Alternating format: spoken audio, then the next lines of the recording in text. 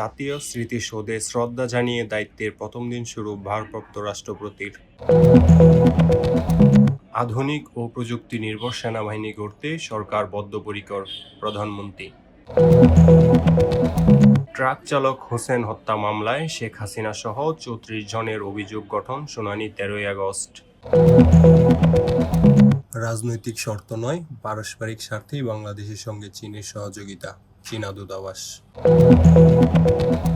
Gazipur city কর্পোরেশনের ৫,১০২ কোটি টাকার বাজেট ঘোষণা। চোরাচালান বিরোধী অভিযানে হরিপুর সীমান্তে ৩০ বোতল মদ জব্দ। গাজায় সংবাদ সংগ্রহ করতে গিয়ে আহত, চিকিৎসার আশায় দেশ ছাড়তে চান সাংবাদিকরা। যুদ্ধ ও যুদ্ধবিরতির মধ্যেও $18 বিলিয়ন তেল বিক্রির দাবি ইরানের। কঙ্গোতে ইবোলা সংক্রমণ বেড়ে ৩,০৭৫, মৃত্যু ১,৩৫৪। 2026 ব্যালন ডি'র শীর্ষ ৫-এ কেইন, ইয়ামাল ও মেসি।